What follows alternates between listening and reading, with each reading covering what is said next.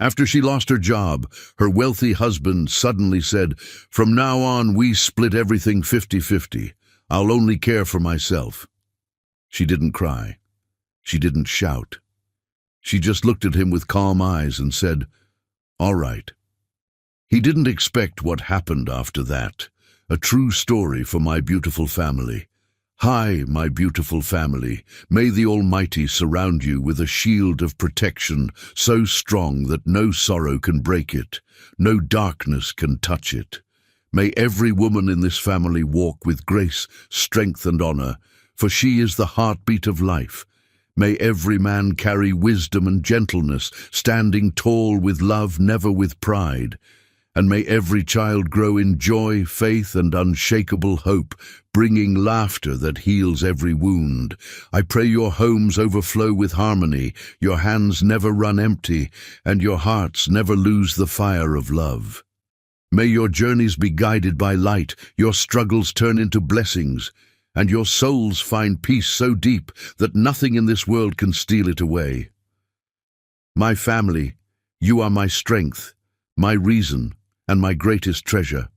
Without you, my words mean nothing, but with you, every story becomes a heartbeat of love. If your heart is true, right, present. If your love is real, right, I am with Mr. Peter. Some women fall apart when the ground beneath them crumbles. Mimi Winsett wasn't one of them. The rain hammered against the windshield as Mimi sat in her car outside the house she'd called home for years. Her hands gripped the steering wheel, knuckles tight, but her face remained perfectly still. Inside her purse, folded neatly in a manila envelope, was the letter that had changed everything. Terminated, downsized, regretfully. The words had blurred together when her former boss delivered the news across a cold conference table that morning. She'd walked out of that building with her box of personal items, a coffee mug her mother had given her, a framed photo of her wedding day, a small plant that had somehow survived on her desk, and placed them carefully in her trunk. The security guard had given her a sympathetic smile. The receptionist had looked away, and Mimi had kept her head high, her steps measured, her dignity intact. Now, sitting in the driveway, she took 3 deep breaths. This was temporary. They had savings. They had each other. Don would understand. They'd weathered storms before. His mother's illness, the miscarriage, the year his business nearly went under before it exploded into success. This was just another storm, and they would get through it together. She gathered her things and walked to the front door. The house smelled like expensive leather and wood polish. Don had renovated extensively after his real estate ventures took off, transforming their modest home into something that belonged in a magazine. Marble countertops, custom cabinets, a wine cellar he'd installed last year. Sometimes Mimi missed the simpler version of their life, but she'd never complained. Don had worked hard for his success, and she'd been proud to support him through the lean years. "Don," she called out, setting her purse on the hall table. "In here." His voice came from the study, his sanctuary as he called it, the room where he closed his biggest deals, where he kept his most expensive bottles of scotch, where the walls were lined with photographs of properties he'd developed and awards he'd won. Mimi walked down the hallway rehearsing what she'd say. "Honey, I have some news. It's not ideal, but we'll figure it out together. I'm already thinking about next steps." She pushed open the door. Don sat in his leather chair, the one that had cost more than her first car. A crystal glass of amber liquid rested on the desk beside him. He was still wearing his suit from work, though he'd loosened his tie. When he looked up at her, there was something in his eyes she didn't recognize. Something cold. "How was your day?" she asked, trying to sound normal. "Productive. Closed the Riverside development. 3 million profit." He took a sip of his drink, watching her over the rim of the glass. "You?" Mimi's throat tightened. She sat down in the chair across from his desk, the one where clients usually sat. When had she become a visitor in her own home? "I need to tell you something," she began. "You got fired. The words hit her like a slap. "How did you—" "Janet from your company called looking for you. Said she wanted to check in, see how you were handling things. I put it together." He set his glass down with a deliberate click. "So, you're unemployed." The whole department was let go. It wasn't performance-related. They're restructuring, and I don't need the details, Mimi.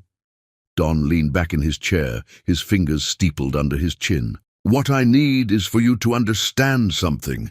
Things are going to change around here." A chill ran down her spine. "What do you mean?" "I mean, I've been thinking about this for a while, even before today." He gestured vaguely around the room. "All of this, the house, the lifestyle, the comfort you enjoy, it comes from my work, my deals, my risk.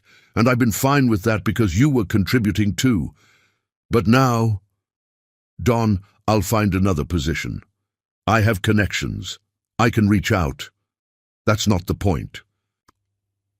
He stood up, walking to the window that overlooked their manicured backyard. "The point is that I'm tired of carrying dead weight. I built an empire while you coasted on a middle management salary. And now you don't even have that." Mimi felt like she'd been punched in the stomach. "Dead weight? Don, I supported you for years when you were starting out. I worked 2 jobs so we could make rent while you chased your dreams. I believed in you when nobody else did. And I'm grateful for that. Ancient history aside, we're talking about right now." He turned to face her, and his expression was harder than she'd ever seen it. "From now on, we split everything 50-50. You want to eat? Pay for half the groceries. You want to keep living here? Cover half the mortgage. You want to drive? That car in the driveway? Half the insurance, half the gas. Are you serious right now?"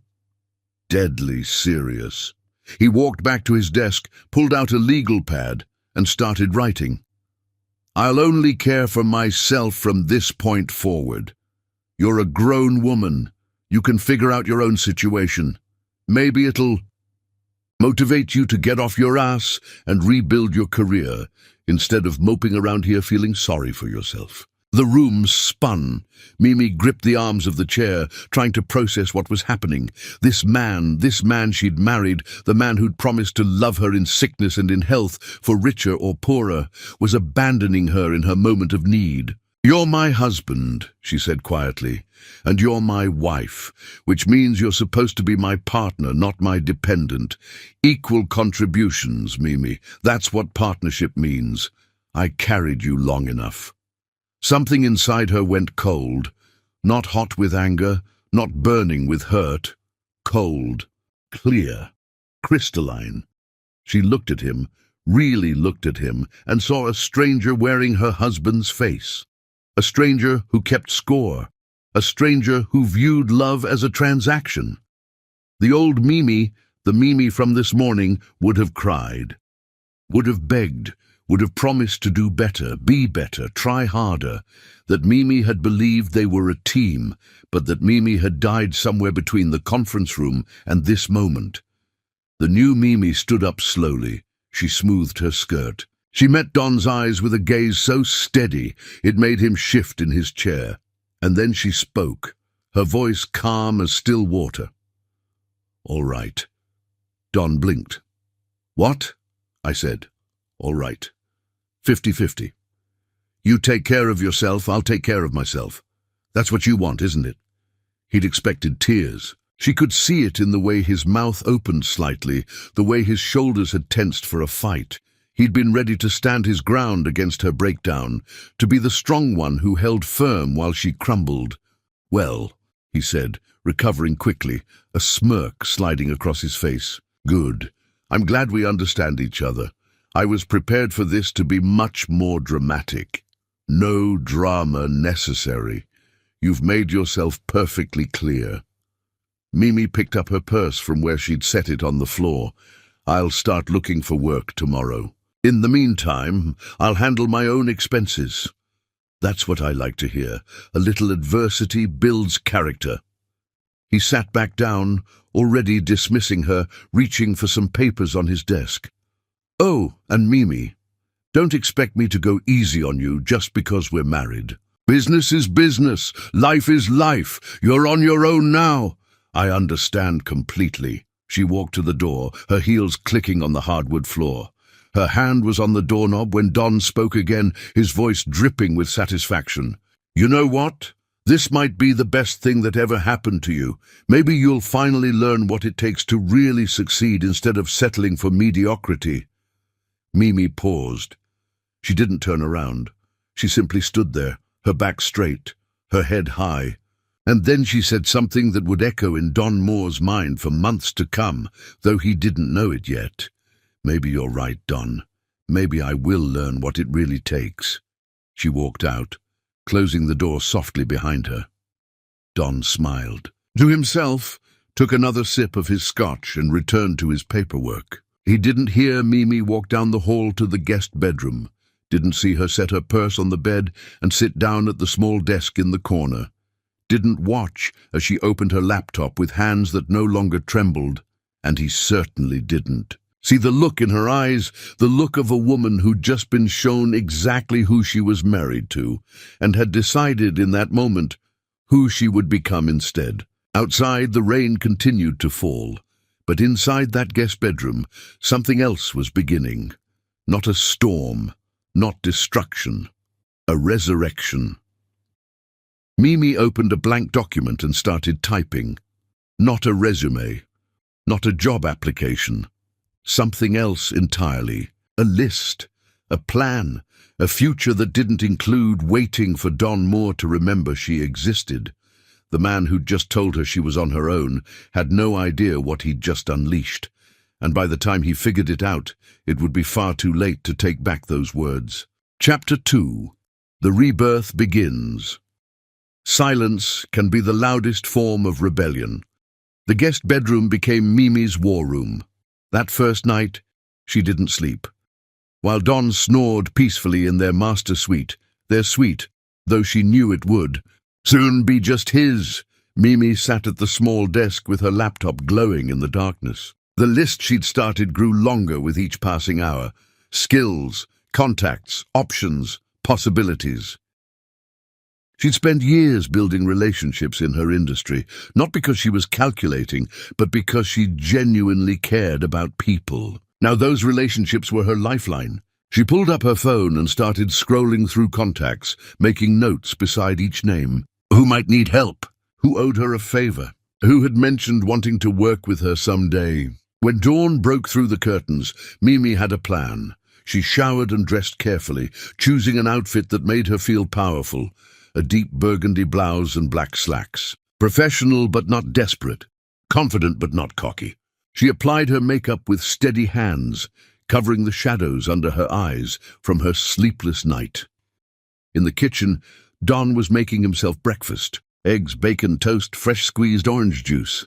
The entire spread. He didn't look up when she entered. Morning, she said evenly. Morning, he bit into his toast. Scrolling through something on his phone, Mimi opened the refrigerator, pulled out the ingredients for a simple breakfast, and started cooking. A single egg, one piece of toast. She could feel Don watching her from the corner of his eye. That's all you're eating? He asked. That's all I'm paying for. Something flickered across his face, surprise maybe or annoyance that she was actually following through. But he said nothing, returning his attention to his phone. They ate in silence. Mimi finished first, washed her plate and grabbed her purse. Where are you going? Don asked. Out. Out where? She paused at the kitchen doorway, considering how much to tell him. In their old life, she would have shared every detail. Excited about her plans, eager to discuss strategy with her partner. But that life was gone, dissolved in a glass of expensive scotch and cruel words. To handle my business, she said simply.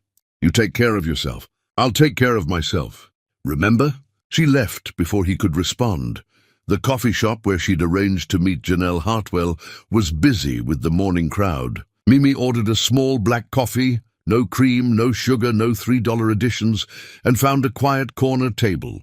Her bank account could handle the essentials, but every dollar mattered now. She'd opened a new account the night before, one that was hers, alone. The modest savings she'd accumulated from birthday gifts and small bonuses over the years had gone into it. It wasn't much, but it was hers. Mimi. Janelle appeared radiant as always, carrying a large caramel latte and wearing a smile that could light up a room. She owned a small boutique that catered to professional women, and Mimi had helped her with some promotional strategies years ago. They'd stayed in touch, meeting for coffee every few months to catch up. "Thank you for meeting me on such short notice," Mimi said as Janelle sat down. "Of course. Your message sounded urgent. Is everything okay?" Mimi had rehearsed this moment. She could play it two ways, victim or victor. She chose victor. "I'm transitioning out of my previous position and looking to do some freelance consulting work. I thought of you because I know you've mentioned wanting to expand." "I'd love to help." Janelle's eyes lit up. "Oh, that's perfect timing. I've been drowning trying to figure out how to reach more customers. The boutique is doing okay, but I know it could be doing so much better. I just don't have the expertise. Tell me about your challenges." They talked for over an hour. Janelle needed help with everything. Getting more foot traffic, building an online presence, connecting with customers in meaningful ways. Mimi's mind raced with ideas, strategies she'd used in her previous role that would work perfectly for a small boutique. "I can help you," Mimi said finally. "I'll create a complete plan for you, specific, actionable, nothing vague or theoretical. You'll know exactly what to do and why." "That sounds amazing. How much do you charge?" This was the moment. Mimi thought about Don's words, dead weight, mediocrity, carrying her. She thought about the master bedroom she'd been exiled from, and the 50-50 split that was really a 100-0 split of cruelty. "Let's start with a trial period. You pay me based on results. If my strategies work, we'll discuss a larger arrangement. If they don't, you owe me nothing."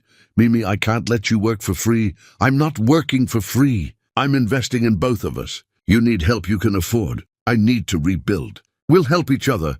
Janelle reached across the table and squeezed Mimi's hand. "You're amazing, you know that? I don't know what happened with your previous job, but whoever let you go is an idiot." "Thank you," Mimi said softly. "That means more than you know." They shook hands, and Mimi left the coffee shop with her first client. Over the next few weeks, Mimi lived two lives. In the house, she was a ghost. She bought her own groceries, kept them on a separate shelf in the refrigerator that she marked with her name. She cooked her own simple meals, while Don ordered takeout from expensive restaurants. She washed only her own dishes. She paid exactly half of every bill, tracking everything in a spreadsheet. Don seemed pleased with the arrangement. He started coming home later, mentioning dinners with colleagues, drinks with clients. A name started appearing in his stories. Kimberly from the office, young, ambitious, always laughing at his jokes. Mimi listened with the polite interest of a stranger. "Kimberly thinks I should invest in that new development downtown," Don said one evening, pouring himself wine. He didn't offer Mimi a glass. "She's sharp. Really gets the vision." "That's nice," Mimi replied, not looking up from her laptop. "You don't care." "Should I?" "You're taking care of yourself." "I'm taking care of myself." He frowned, clearly disappointed that his subtle attempts to make her jealous were falling flat. "I just thought you'd be interested in my work. You used to care about my deals." "I used to care about a lot of things," Mimi said evenly. "But you made it very clear that this is a business arrangement now, not a partnership. So I'm treating it like business. Your deals are your business. Mine are mine. Fine." He grabbed his wine glass and left the room. Mimi returned to her work, because outside that house, she was building something. Janelle's boutique transformed. Mimi created simple but effective strategies that brought in new customers. Word spread. A friend of Janelle's asked if Mimi could help her restaurant. Then a neighbor needed help with her home staging business. Then a former colleague from Mimi's old company reached out. He'd started his own firm and needed someone who understood his vision. The money started small, barely enough for groceries, but it grew. Slowly, steadily, dollar by dollar, Mimi created a separate bank account for her earnings. She deposited every payment, no matter how modest. She watched the balance climb with a satisfaction that had nothing to do with the numbers and everything to do with what they represented. Independence. One evening, Mimi came home to find Don standing in the kitchen, staring at the refrigerator with an annoyed expression. "We need to talk," he said. "About?" "This." He gestured at a shelf in the refrigerator. "You're taking up too much space. I need room for my things." Mimi walked over and looked. Her shelf contained yogurt, vegetables, fruit, a carton of eggs. His shelf held imported cheese, expensive meats, bottles of craft beer, containers of leftovers from restaurants she couldn't afford. "I'm taking up exactly 1/4 of the refrigerator space. Don, which is less than half in case you're counting. It's not about the space. It's about the principle. This isn't working." "What isn't working?" "This arrangement. This cold shoulder routine. I thought if I gave you some tough love, you'd snap out of it.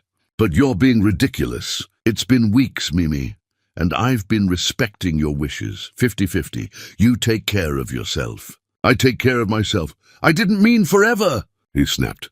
"I meant until you got your act together and found another job." Mimi closed the refrigerator door carefully and turned to face him. "I have multiple clients now. I'm earning income. I'm paying my half of everything." "What exactly is the problem?" "The problem is that you're acting like we're roommates instead of a married couple." The words hung in the air between them. Mimi felt something sharp in her chest, but she didn't let it show on her face. "You told me you'd only care for yourself. Did you mean it or not?" Don faltered. "I meant you needed to be independent. Not that we'd live like strangers. Then you should have said what you meant. Because I took you at your word, Don.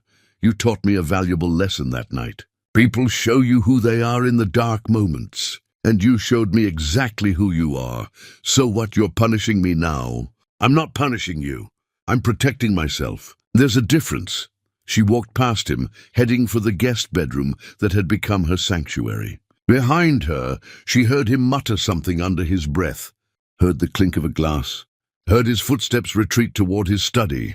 Mimi closed the door, leaned against it, and let out a breath she hadn't realized she'd been holding. Her phone buzzed. A text from Janelle. "OMG Mimi, just had our best sales day ever. Your strategies are working. Can we talk about making this permanent?" Mimi smiled, the first genuine smile she'd felt in weeks. She typed back, "Let's talk tomorrow. I have some ideas about expanding even further." She set her phone down and opened her laptop. There was another message waiting for her, this one from Tobias Langford, Janelle's cousin. He wanted to meet. Said he had a business opportunity that could change everything. Mimi added it to her calendar. Outside her door, she could hear Don moving around the house. His house, as he'd made abundantly clear. She was just a tenant now, paying rent on a life that used to be hers. But as she looked at her growing client list, her increasing bank balance, and the calendar full of meetings and possibilities, Mimi realized something profound. She was finally building a life that was truly hers. One that nobody could take away. One that didn't depend on someone else's generosity or cruelty. And this was only the beginning. Chapter 3. The Underground Empire. While he was busy watching her fall, she was busy learning to fly. The diner where Mimi met Tobias Langford smelled like coffee and possibility.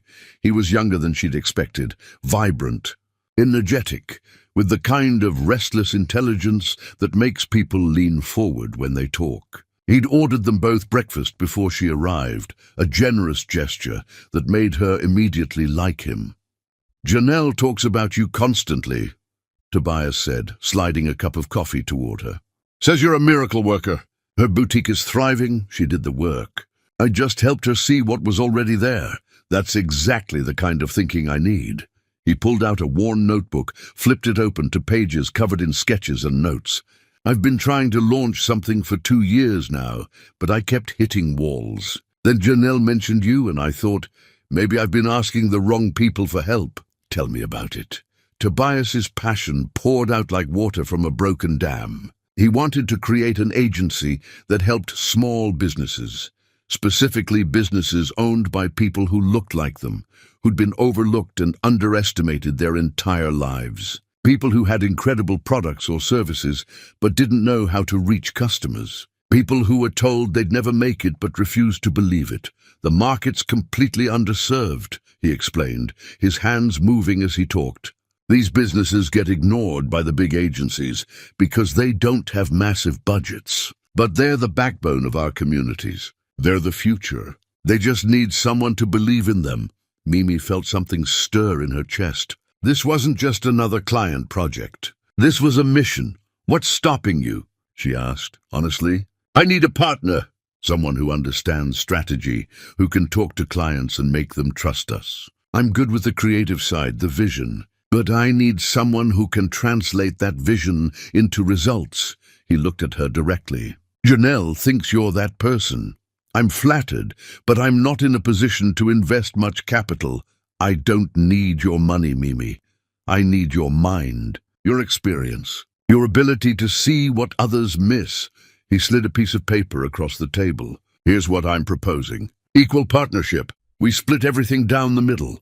Responsibilities, decisions, profits. I'll handle creative and operations. You handle strategy and client relations. We both hustle until this thing takes off. Mimi looked at the paper, then at Tobias. She thought about her life just a few months ago. Comfortable, secure, dependent. She thought about Don's words. Dead weight. Mediocrity. What would we call it? She asked. I was thinking elevation brands. Because we elevate businesses that deserve to rise. The name resonated. Elevation, rising. Exactly what she was doing herself. She thought about the money she'd saved from her old job. Money. Don never knew existed because she'd kept it separate just in case. Emergency money. It wasn't much, but it was enough to invest in something that mattered. I have some funds I can contribute, she said slowly. Not a fortune, but enough to help us get started. And I have time, energy, and determination to make this work. Tobias extended his hand across the table. Partners? Mimi shook it firmly. Partners. They spent the next several hours mapping out their strategy. Target clients, service offerings, pricing structures. By the time they left that diner, Elevation Brands had transformed from a dream to a plan. Mimi came home that evening with a lightness in her step she hadn't felt in months. Don was in the living room watching television, an empty bottle of wine on the coffee table beside him. You're home late, he said, without looking at her. I had a meeting. Must have been important. It was. She didn't elaborate. He finally turned to look at her. You seem different, do I? Happy, like you're enjoying this whole independent woman act. It's not an act. Don, this is my life now, right? Your life of hustling for scraps while I close million-dollar deals. He laughed, but it sounded hollow. Kimberly and I celebrated at Rousseau tonight. Best restaurant in the city. You should have seen the wine list. I hope you enjoyed it. I did. Kimberly knows how to appreciate the finer things. Not like some people who are content with mediocrity. Mimi felt the barb, recognized it for what it was, an attempt to hurt her, to make her feel small. The old Mimi would have been wounded. The new Mimi simply felt pity. I'm glad you had a nice evening, she said genuinely. I'm going to bed. Long day tomorrow. She left him sitting there, his victory somehow feeling empty even to him. Over the following months, Elevation Brands grew from an idea into reality. Their first client was a woman named Stella, who owned a small bakery in a neighborhood that was being gentrified. Stella made incredible cakes, works of art that tasted like heaven, but she was struggling to compete with the chain stores moving in. Mimi and Tobias created a strategy that emphasized what made Stella unique: her personal touch, her community roots, her ability to create custom designs that told stories. Within weeks, Stella's bakery had a waiting list. People came from across the city to taste her creations and experience her warmth. She paid Elevation Brands what she could, which wasn't much, but she sent every one of her customers to them, telling everyone who would listen about the two angels who'd saved her business. Word spread like fire through dry grass. A coffee shop owner reached out, then a barber shop, then a woman who made natural hair products in her kitchen and dreamed of selling them in stores. Each client was a story. Each success was fuel. Mimi worked constantly. She'd leave early in the morning, carrying her laptop and notebooks, and return late at night. She met clients in their shops, their homes, anywhere they felt comfortable. She learned their stories, understood their struggles, and created strategies that worked for their specific situations. Not cookie-cutter solutions, but tailored approaches that honored who they were. At home, Don barely noticed her schedule. He was too busy living his own life, going to dinners and events, always with Kimberly's name dropping casually into conversations. He bought a new sports car, sleek, expensive, impractical. He wore new watches, new suits, new cologne that smelled like money and ego. "You should see the look on people's faces when I pull up in this," he said one weekend, running his hand along the car's hood. "Kimberly says it makes a statement." "I'm sure it does," Mimi replied, barely glancing at it. "You don't even care, do you? This car cost more than you'll make in a year of whatever it is you're doing. Probably. But I'm not trying to impress anyone, Don. I'm trying to build something that matters," he laughed. "Build something? You're doing charity work for people who can barely pay you. That's not building. That's spinning your wheels." Mimi looked at him, really looked at him. When had he become so cruel? Or had he always been this way, and she'd just been too in love to see it? "Maybe you're right," she said calmly. "Maybe I am spinning my wheels, but at least I'm moving forward. Can you say the same?" She walked away before he could respond, but she knew something he didn't, something that kept her going through the long days and longer nights. Elevation Brands was gaining momentum. Real tangible momentum. Tobias had connections she didn't even know about. People in the entertainment industry, athletes, influencers who'd grown up in the same neighborhoods and remembered what it was like to struggle. When they saw what Elevation Brands was doing, they started spreading the word. A local hip-hop artist mentioned one of their clients on social media. Thousands of people saw it. That client's sales tripled overnight. A retired basketball player visited another client's restaurant and posted about the incredible food and the incredible story behind it. The restaurant became a destination. With each success, Elevation Brands' reputation grew. They were no longer just helping small businesses. They were changing lives. And then Lillian DeVoe walked into their office. She appeared without an appointment on a rainy afternoon, dressed in a sharp pantsuit that probably cost more than Mimi's car, carrying an umbrella and an air of someone who was used to getting what she wanted. Tobias had been out meeting a client, so Mimi was alone when this elegant stranger walked through their modest door. "Can I help you?" Mimi asked. "I certainly hope so," the woman replied, extending her hand. "Lillian DeVoe. I've been hearing interesting things about Elevation Brands." Mimi recognized the name immediately. Lillian DeVoe was legendary, a venture capitalist who'd built fortunes from nothing multiple times over. She was known for two things: her brilliant instincts and her complete intolerance for mediocrity. "Please sit down," Mimi said, trying to keep her voice steady. "I'm Mimi Winsett. Can I offer you coffee?" "No, thank you. I'll get straight to the point." Lillian sat, crossed her legs, and fixed Mimi with an appraising look. "I attended a small gathering last week where one of your clients was catering. The food was exceptional, but what impressed me more was the story. The owner couldn't stop talking about how you and your partner transformed her business. So I did some research." She pulled out a tablet and began scrolling through notes. "In 6 months, you've helped 47 businesses increase their revenue significantly.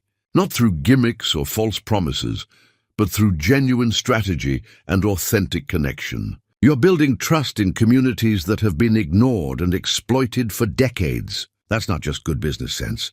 That's vision." Mimi felt her heart racing but kept her composure. "We believe everyone deserves a chance to succeed." Noble sentiment. "But what I'm interested in is your execution. Vision without execution is just fantasy. You have both." Lillian leaned forward. "I want to mentor you." "I'm sorry, what?" "You heard me correctly. I see something in you that's rare, the ability to recognize potential in others while simultaneously building your own empire. You don't even realize what you're creating here, do you? We're just trying to help. You're revolutionizing how underserved communities approach growth. You're creating a model that could scale nationally. internationally even. But you need guidance, resources, connections. Lillian smiled. I can provide all three. If you're willing to learn. Mimi thought about Don's words. Mediocrity, spinning her wheels. Charity work. She thought about Stella's bakery with its waiting list, about the coffee shop that was now franchising, about the hair product maker who'd just signed a deal with a major retailer. She thought about the woman she'd been and the woman she was becoming. I'm willing to learn. Mimi said, good, we start tomorrow. 7 in the morning. My office? Don't be late. Lillian stood, shook Mimi's hand with a grip that conveyed strength and respect, and walked out as dramatically as she'd entered. Mimi sat in the sudden silence, her mind spinning. When Tobias returned an hour later, she told him everything. He picked her up and spun her around, laughing with pure joy. Do you know what this means? He shouted. Lillian DeVoe. She's a legend. If she's mentoring us, if she believes in what we're building, we're going to have to work harder than we've ever worked, Mimi finished. Bring it on. That night, Mimi came home to find Don passed out on the couch, another empty bottle on the table. The television was still on, flickering in the darkness. She stood there for a moment, looking at the man who'd promised to love and cherish her, who'd instead abandoned her when she needed him most. She felt nothing. Not anger, not sadness, not even pity anymore. Just a vast, empty space where love used to live.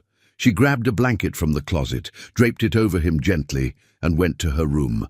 Tomorrow, her real education would begin. Tomorrow, she'd learn from one of the most powerful women in the business world. Tomorrow, she'd take another step away from the woman who'd begged for scraps of affection and toward the woman who commanded respect. Don stirred on the couch, muttering something in his sleep. Maybe Kimberly's name, maybe something else. It didn't matter anymore. Mimi closed her door and set her alarm for 5 in the morning. She had work to do. She had an empire to build, and she was done asking permission. Chapter 4. The Turning. Tide respect isn't given. It's earned in the trenches where no one's watching. Lillian DeVoe's office looked like it belonged in a different world. Floor-to-ceiling windows overlooking the city, furniture that whispered wealth, walls covered with photos of Lillian standing beside presidents, celebrities, and business titans. Mimi sat in a leather chair that probably cost more than her monthly mortgage payment, trying not to feel overwhelmed. First lesson, Lillian said, pouring 2 cups of tea from an elegant pot. Never let a room intimidate you. These are just things. What matters is what you bring to the room, your mind, your integrity, your vision. Everything else is decoration. Thank you for having me, Mimi said, accepting the tea. Don't thank me yet. I'm not doing this out of kindness. I'm investing my time because I see potential for significant returns. Not financial returns, though those will come. I mean the kind of returns that change industries, that shift how people think about success. Lillian sat across from her. Tell me about your marriage. Mimi blinked, caught off guard. My marriage? You wear a wedding ring, but you work like someone who has nothing to lose. There's a story there, and I need to understand the full picture of who you are.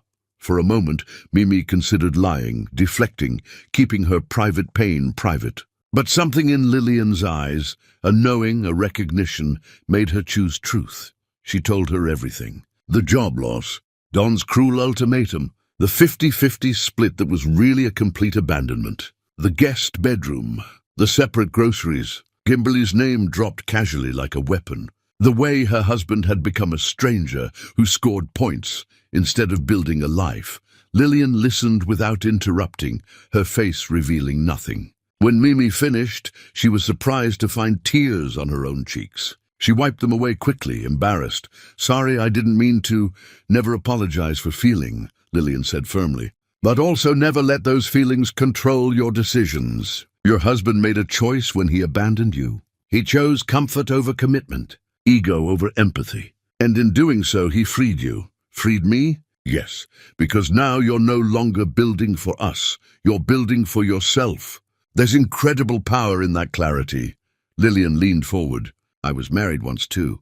to a man who believed my success was his to claim. When I finally left him, he told everyone I'd ruined his life. You know what I did? What? I built an empire so successful that he couldn't deny it, couldn't diminish it, couldn't claim any piece of it. And eventually he stopped trying. She smiled. The best revenge isn't destruction. It's undeniable success. Over the following weeks, Mimi learned more than she'd learned in years. Lillian taught her how to read people, how to listen, not just to what they said, but to what they didn't say. How to recognize genuine opportunity versus empty promises. How to negotiate from strength even when you felt weak. How to build alliances instead of dependencies. People respect those who respect themselves, Lillian explained during one session. If you act like you're grateful for scraps, people will throw you scraps. If you act like you're offering value, people will pay for value. She introduced Mimi to her network, carefully, strategically. A breakfast meeting with a woman who owned a chain of boutique hotels. A lunch with a man who'd built a distribution empire from a single truck. A dinner with an investor who specialized in emerging markets. Each introduction came with homework. Lillian would ask Mimi to analyze what she'd learned, what opportunities she'd seen, what mistakes she'd observed. The lessons were never straightforward. Lillian believed in teaching through experience, through making Mimi think rather than simply telling her what to think. Elevation Brands continued to grow. With Lillian's guidance, Mimi and Tobias started making bolder moves. They increased their rates, not because they were greedy, but because Lillian insisted they recognize their worth. They became more selective about clients, not because they were elitist, but because they learned to identify which partnerships would flourish. You can't save everyone. Lillian told Mimi one afternoon, as they reviewed potential clients. Some people aren't ready for success. They're still in love with their excuses. Your job isn't to fix them. Your job is to elevate those who are ready to rise. The transformation was visible. Mimi started carrying herself differently. Her clothes became sharper, still modest, still within her growing but careful budget, but chosen with intention. Her voice became steadier. Her handshake became firmer. She stopped apologizing for taking up space. At home, the distance between her and Don became a chasm. He'd stopped asking where she went or what she did. They existed in parallel universes within the same house, passing each other in hallways, sharing a kitchen but never a meal, sleeping under the same roof but living separate lives. One evening, Mimi came home to find Don standing in the kitchen, staring at a letter. His face was pale, his hands trembling slightly. "What's wrong?" she asked, the question automatic despite everything. "Nothing that concerns you," he snapped, shoving the letter into his pocket. "Suit yourself." Actually, he stopped her as she turned to leave. "We need to talk about money." "What about it?" "I need you to cover more than half the mortgage next month. I've got some cash flow issues with a deal, and I need to free up capital." Mimi looked at him carefully. "That wasn't our agreement. 50-50, remember? You take care of yourself, I take care of myself. I know what I said, but circumstances change. We're married, Mimi, partners. We should help each other when things get tight, partners," she repeated slowly. "That's an interesting word choice. Where was that partnership when I lost my job? When I needed support? When I was struggling to figure out my next move? This is different." "No, it's exactly the same. You're just finally understanding what it feels like to need someone who's chosen not to be there for you." She walked past him. "I'll pay my half. Not $1 more. Those were your rules. You're really going to throw my words back in my face." She turned to look at him. "I'm not throwing anything. I'm simply following the precedent you established. You taught me that marriage is a transaction. So let's transact." His face flushed with anger. "You've changed. You used to be kind, supportive. Now you're cold. I'm exactly as cold as you taught me to be, Don." She left him standing there, his own medicine bitter on his tongue. The truth was, Mimi was making good money now. Not wealthy, not yet, but comfortable. Elevation Brands had gone from scraping by to thriving. They'd moved into a better office space, hired 2 employees, created systems that allowed them to help more clients more effectively. But more than the money, Mimi had gained something infinitely more valuable: credibility. People started recognizing her at networking events. Former colleagues who'd pitied her after her job loss now approached with respect, asking for advice, requesting introductions to Lillian. Strangers thanked her for the work she'd done helping businesses in their neighborhoods. One afternoon, Lillian called her into the office for an unscheduled meeting. "Sit down," Lillian said, her tone serious. "We need to talk about your next step." "What do you mean?" "You've been my protege for months now. You've learned quickly, applied lessons effectively, and exceeded every expectation I had. You're ready for something bigger. Elevation Brands is doing well. Elevation Brands is doing very well. But you're playing too small. You're helping dozens of businesses. You should be helping hundreds, thousands." Lillian pulled out a folder. "I've been working on something. A proposal for a major conference, the National Entrepreneurship Summit. They need a keynote speaker who embodies their theme this year: resilience through reinvention. I suggested you." Mimi's heart stopped. "The National Entrepreneurship Summit?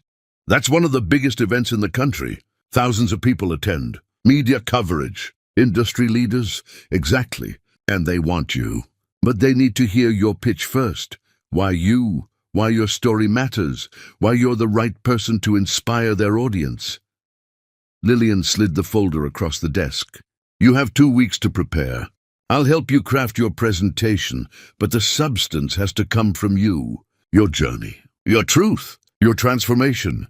Mimi opened the folder with shaking hands. Inside was information about the summit, the scale, the audience, the expectations. This wasn't just another speaking engagement. This was a platform that could change everything. "I don't know if I'm ready," she whispered. "I wouldn't have suggested you if you weren't. But here's what you need to understand. Mimi, readiness isn't about feeling confident. It's about being willing to be uncomfortable in pursuit of growth. You've been uncomfortable for months now. This is just another kind of discomfort. What if I fail? Then you'll learn something valuable and try again. But you won't fail. Do you know why?" Lillian leaned back in her chair, her gaze penetrating. "Because you've already survived the worst. You've been betrayed by the person who promised to love you most. You've rebuilt yourself from nothing. You've turned pain into purpose. Compared to what you've already endured, standing on a stage is nothing." Mimi looked down at the folder, at the opportunity that terrified and thrilled her in equal measure. She thought about the woman who'd lost her job and accepted her husband's cruelty with quiet dignity.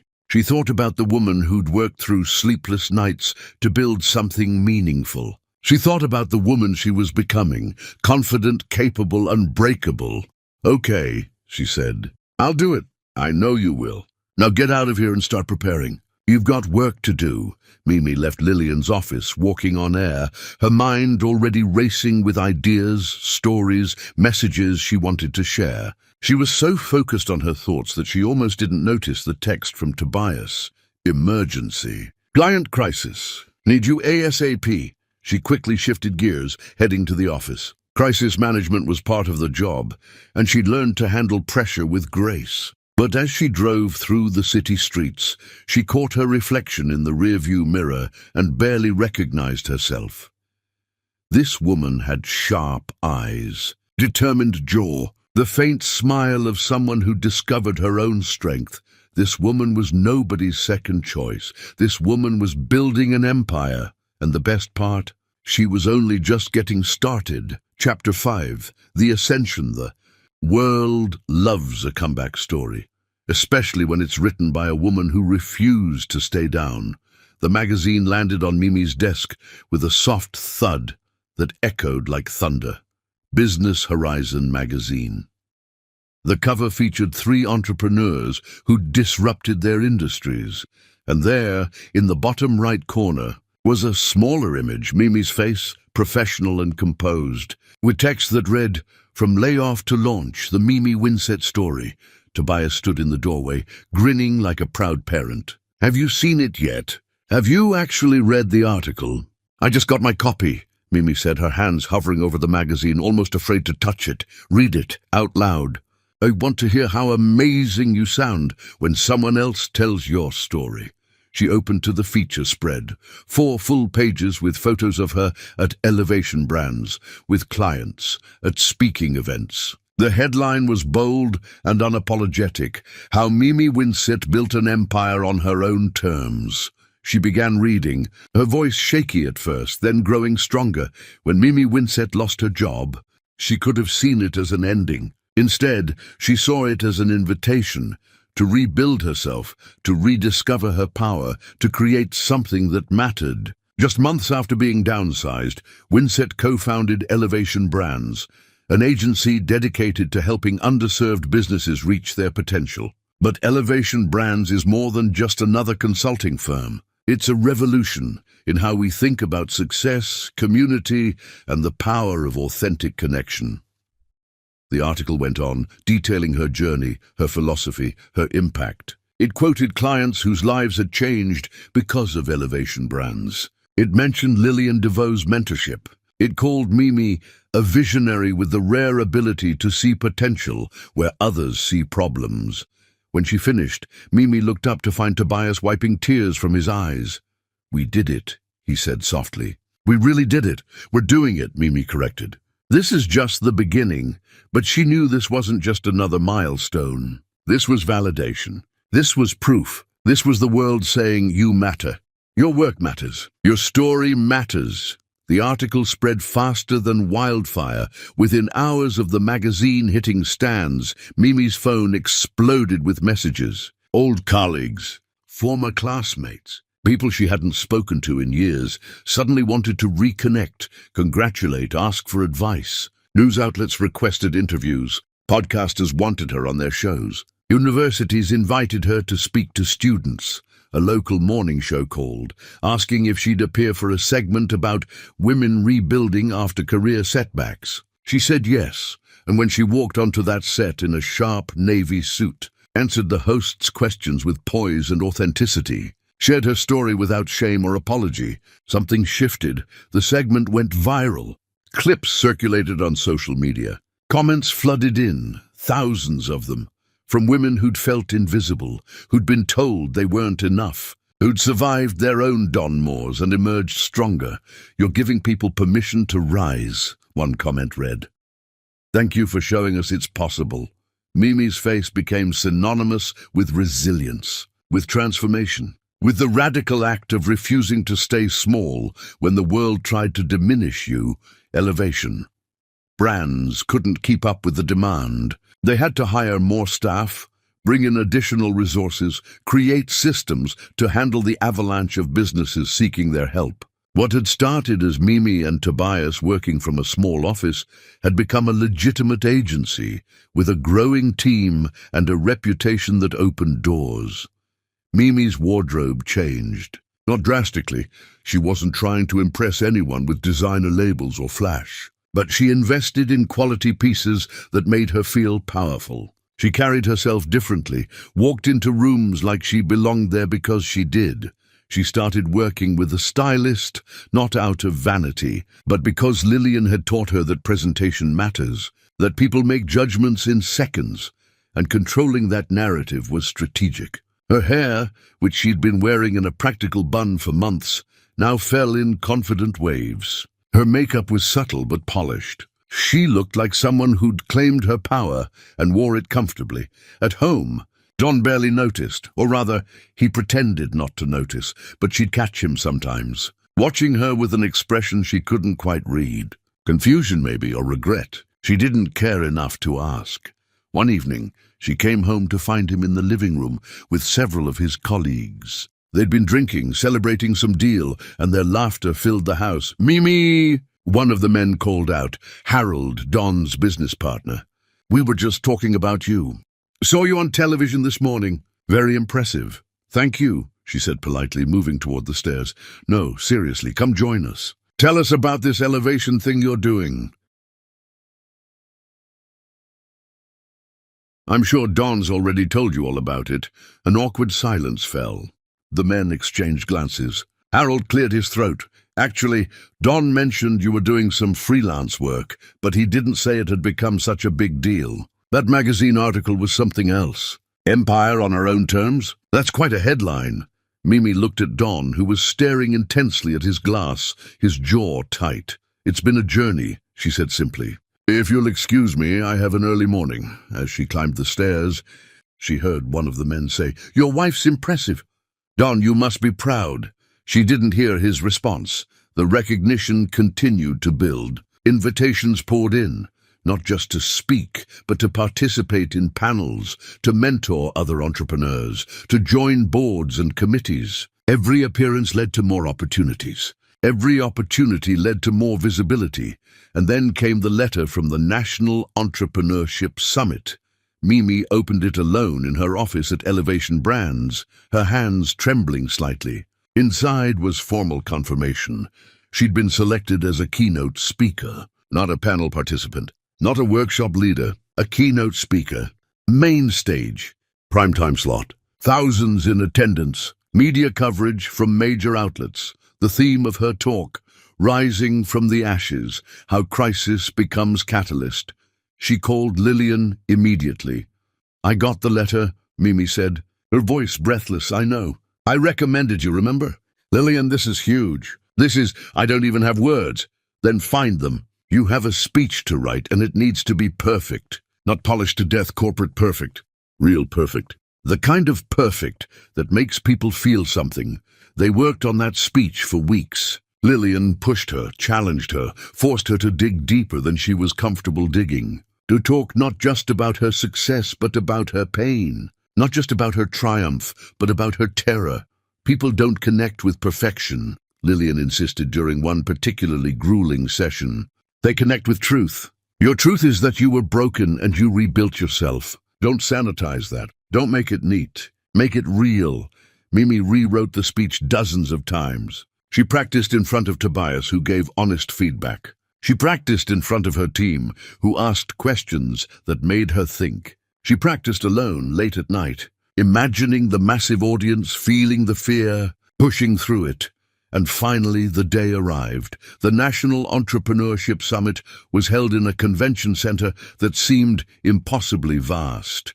Thousands of attendees, hundreds of vendors, speakers from around the country sharing their stories, their strategies, their visions for the future. Mimi arrived early, dressed in an emerald gown that Lillian had helped her choose, bold, beautiful, commanding. Her hair was styled perfectly. Her makeup was flawless. But beneath the polish, she was terrified. You're going to be amazing, Tobias said, squeezing her hand backstage. What if I freeze? What if I forget everything? What if, then you'll be human, and humans make mistakes, but you won't freeze, because you've lived this story. You don't have to remember lines. You just have to tell the truth. The introduction felt surreal. Someone she didn't know standing on that enormous stage, talking about her accomplishments, her journey, her impact. The audience, thousands of faces in the darkness beyond the lights, applauded as she walked out. For a moment, she stood there, overwhelmed by the magnitude of it all. This stage, this opportunity, this life she'd built from the rubble of her worst moment, and then she spoke. I was fired, she began, her voice clear and strong. Let me say that again, because there's power in being honest about our failures. I was fired, downsized, let go. However you want to phrase it, the result was the same. I was suddenly without a job, without a plan, and without the future I'd been counting on. She paused, letting the words settle. And on the worst day of my life, when I needed support most, someone I loved looked at me and said, "You're on your own." Those words nearly destroyed me, because here's what I learned in that moment. Sometimes the people who break us are actually freeing us. Breaking open the cage we didn't even know we were living in. The audience was silent, captivated. Mimi felt her fear dissolve, replaced by something else. Purpose. She told her story, not all of it, not the intimate details, but enough to show the struggle. The doubt. The nights she cried into her pillow. The mornings she forced herself to keep going when giving up seemed easier. The small victories that built into something larger. And then she talked about Elevation Brands. About the clients she'd helped, about the community she'd built, about the power of lifting others while lifting yourself. Success isn't about climbing over people, she said, her voice growing stronger with each word. It's about rising together. It's about seeing potential in others and helping them see it in themselves. It's about building something that matters more than money, building meaning, building purpose, building a legacy of impact. When she finished, the applause was deafening. People stood. Some were crying, others were smiling. All of them were changed, even if just a little, by what they'd heard. Backstage, Lillian was waiting with tears in her eyes, the first time Mimi had ever seen her mentor cry. That was extraordinary, Lillian said, pulling her into a hug. You weren't just speaking to them. You were speaking for them. For everyone who's ever been told they weren't enough. The rest of the summit was a blur.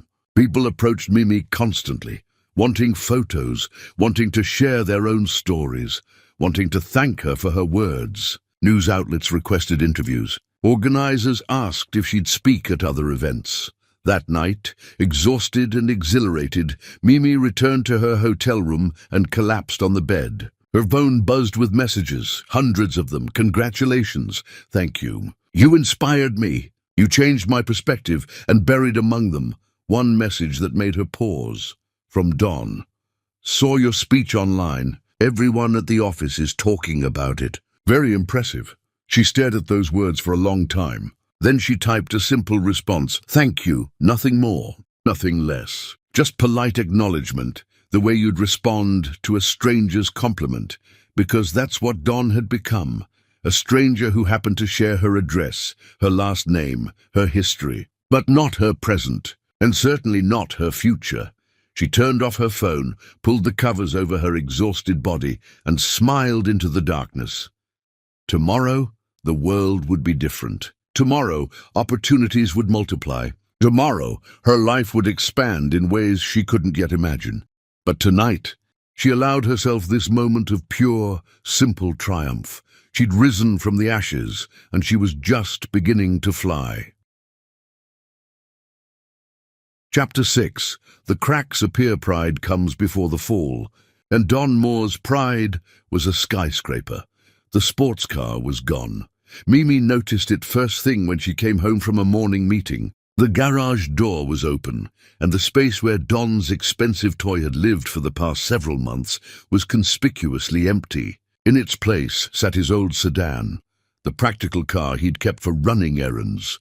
Though he'd barely driven it since buying his status symbol, she found Don in the kitchen, tie loosened, staring at a laptop screen with an intensity that bordered on desperate. What happened to your car? She asked, more out of curiosity than concern. Sold it, he said without looking up. Didn't need it anymore. Okay. She moved to the refrigerator, still segregated into his section and hers, and pulled out ingredients for lunch. The silence stretched between them, thick and uncomfortable. Aren't you going to ask why? He finally said, his voice sharp. Would you like me to ask why? I just told you I didn't need it. Then there's nothing more to say. She began preparing her meal, aware of his eyes on her back, feeling his frustration like static in the air. You've become so cold, he muttered. I've become what you taught me to be. Non-practical, independent, focused on my own business. He slammed his laptop shut with more force than necessary. You know what? I'm tired of you throwing that back in my face. I made one comment months ago, and you're acting like I committed some unforgivable sin. Mimi turned to face him, her expression calm. You didn't make a comment, Don. You made a choice. You chose to abandon me when I needed you. That's not something I throw back at you. It's something I remember. When I'm tempted to forget who you really are, I was trying to motivate you. No, you were trying to punish me for not being successful enough to deserve your support. There's a difference. She took her lunch and walked away, leaving him sitting there with his jaw clenched and his pride wounded. But the car was just the first crack in Don's carefully constructed facade. Over the following weeks, Mimi noticed other changes. The expensive bottles of wine stopped appearing. The elaborate takeout orders became simpler. The new clothes stopped arriving. Don started eating at home more often, though never sharing meals with Mimi, always at different times. Maintaining their unspoken separation, he took phone calls behind closed doors, his voice alternating between aggressive and pleading. She heard snippets through walls. "I just need more time. The deal will come through. You're not being reasonable." His appearance changed too. The sharp suits he wore with such pride started looking rumpled. The expensive cologne disappeared. He stopped getting his regular haircuts. Dark circles appeared under his eyes. He started drinking more and earlier, scotch before dinner instead of wine with it, straight from the bottle instead of properly poured. One evening, Mimi came home to find mail scattered across the kitchen counter. Bills mostly, official-looking letters, and one that caught her eye from a law firm she recognized as handling real estate disputes. Don emerged from the study, looking haggard. "Bad day?" she asked neutrally. "You could say that." He gestured vaguely at the mail. "One of my developments hit a snag. Partner backed out. Investors getting nervous. Nothing I can't handle. I'm sure you'll figure it out." "That's it? That's all you have to say?" "And what would you like me to say, Don? Maybe ask if I'm okay? Show some concern? Act like you actually care what happens to me?" Mimi set down her bag carefully. "When I lost my job, you told me I was dead weight. When I struggled, you told me to handle it myself. When I needed encouragement, you gave me cruelty. So forgive me if I'm not sure what response you're expecting from me now. That's different." "How? Explain to me how it's different." He opened his mouth, then closed it. They both knew there was no difference. The only thing that had changed was which one of them was drowning. "I need to borrow some money," he said finally, the words clearly painful to speak. "How much?" 20,000. Just temporarily. I'll pay you back when this deal sorts itself out."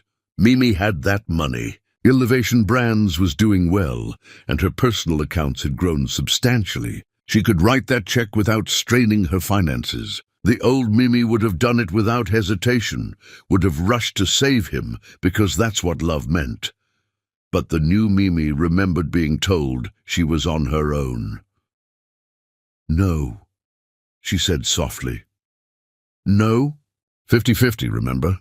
You take care of yourself. I take care of myself." Don's face flushed red. "This is serious, Mimi. I'm in real trouble here." "I'm sure you are, and I'm sorry to hear that. But you established the rules of our relationship. I'm just following them. You're being vindictive. I'm being consistent. There's a difference. When you needed me to understand that marriage was a transaction, I learned. Now you need to apply what you taught me." She walked past him toward her room, leaving him standing in the kitchen with his pride in pieces around his feet. That night, she heard him on the phone, his voice carrying through the walls. He was calling everyone he knew, asking for loans, trying to salvage whatever deal was collapsing. The confident swagger she'd grown accustomed to had vanished, replaced by desperation that would have moved her once. But hearts have limits, and hers had reached its maximum capacity for his pain. The next morning, Mimi left early for a meeting with potential new clients. When she returned that afternoon, she found Don still in his bathrobe, sitting on the couch with papers spread around him, his hair uncombed, his face unshaven. "Did you eat today?" she asked, the question automatic. "I'm not hungry." "Don, I said I'm not hungry." He swept his arm across the coffee table, sending papers flying. Then he put his head in his hands. "I'm losing everything, Mimi. Everything I built. Everything I worked for. It's all falling apart." She stood there, watching him, feeling something crack inside her chest. Not sympathy. She'd moved beyond that. Something more complex. Recognition, maybe. The understanding that this man, who'd seemed so invincible in his cruelty, was actually just as fragile as everyone else. "What happened?" she asked quietly. "The Riverside development. I leveraged too much. Took on debt I shouldn't have because I was so sure it would pay off. The partner, who was supposed to come in with additional funding, backed out last minute. Now I'm responsible for the whole thing, and I don't have the capital. The investors are calling in their loans. If I can't pay them back," he looked up at her, his eyes red, "I could lose everything. The business, The house, everything. Did you talk to Harold? Your other partners? They're distancing themselves, protecting their own interests. That's what smart business people do, right? Put themselves first. The irony hung in the air between them, heavy and unspoken. What about Kimberly? Mimi asked. Doesn't she have ideas? She always seemed to have so many opinions about your deals. Don's laugh was bitter. Kimberly? She stopped returning my calls the minute she heard I was in trouble. Turns out she was more interested in my success than in me. Funny how that works. Mimi sat down in the chair across from him, not close enough to comfort, but close enough to talk. What are you going to do? I don't know. I've been going over the numbers for hours. There's no good option. I either declare bankruptcy and lose my reputation, or I try to negotiate with the investors and hope they give me more time. Can you negotiate? Maybe, if I can show them I have a plan to recover. But every day that passes, the hole gets deeper. The interest compounds. The pressure increases. He looked at her with something like defeat. I was so arrogant, Mimi, so sure of myself, so convinced that I was untouchable. Yes, you were. Are you enjoying this? Watching me fall? She considered the question honestly. No, I'm not enjoying it, but I'm not trying to catch you either. You taught me that everyone needs to stand on their own. So that's what I'm doing. Standing on my own. Watching you stand on yours. That's cruel, is it? Or is it just consistent with what you asked for? Dawn looked away, unable to meet her eyes. They sat in silence for a long time, the afternoon light fading through the windows, casting long shadows across the room. Finally, Mimi stood. I have dinner plans. I'll be out late. With who? Clients. We're celebrating a successful campaign. Of course you are. While I'm here drowning, you're out celebrating. His voice was acidic, but underneath was something else. Envy, maybe. Or regret. That's how life works, Don. Some people rise while others fall. You can't expect the world to stop turning just because you're having a hard time. You certainly didn't expect it to stop for me. She left him sitting there in the dimming light, surrounded by his failing empire.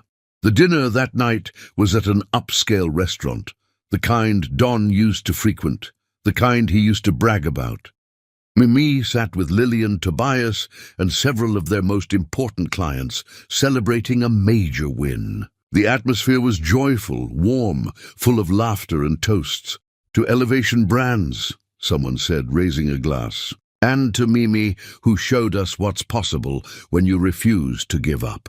They all raised their glasses. Mimi smiled, feeling genuinely happy in a way she hadn't felt in months. These were her people now, her team, her community. They'd built something meaningful together, and that meant more than any single relationship ever could. Her phone buzzed. A text from Don. When are you coming home? She turned off her phone and returned her attention to the celebration. Whatever Don was facing, whatever consequences his choices had brought him, they were his to handle. Just like he'd told her to handle her own problems when she'd needed him most. The circle had completed itself, and Mimi felt nothing but the quiet satisfaction of a lesson, well taught by its own consequences. Chapter 7, The Reversal. Karma doesn't rush. It takes its time to get the address right. The lawsuit arrived on a Tuesday. Mimi came home to find Don sitting at the kitchen table, staring at legal documents spread before him like tarot cards, predicting a terrible future. He didn't look up when she entered, didn't acknowledge her presence at all. He just sat there, motionless, as though moving might make everything real. Don. Henderson's suing me. His voice was flat, emotionless. Claims I misrepresented the Riverside project. Says I knowingly withheld information about structural issues with the property. Wants his investment back plus damages. $2 million. Mimi set her bag down carefully. Did you withhold information? See, I didn't know about the issues when he invested. I found out later, and by then, he finally looked up at her. I was in too deep. I thought if I could just fix the problems quietly, nobody would need to know. But the contractor talked. Word got out. Now Henderson wants blood. You should call your lawyer. I did. He says I have a weak case. Says I should try to settle, but I don't have the money to settle. I used every available dollar trying to keep the project afloat. He gestured at the documents with disgust. "This will destroy my reputation. Even if I survive it financially, nobody will want to work with me. I'll be known as the guy who cut corners, who misled investors." "I'm sorry," Mimi said, and meant it. Not because she wanted to save him, but because watching anyone's downfall, even someone who'd hurt you, carries a certain sadness. "Are you sorry?" Don stood abruptly, knocking his chair backward. "Or are you secretly thrilled? Is this what you wanted? To see me lose everything while you rise?" "I never wanted this, Don. I never wanted you to fail. I just wanted you to see me, to value me, to be my partner instead of my judge. Well, congratulations. You win. You're successful. You're respected. You're the great Mimi Winsett who rebuilt herself from nothing. And I'm just the asshole who pushed you to do it. The villain in your story." "You're not the villain, Don. You're just not the hero. There's a difference."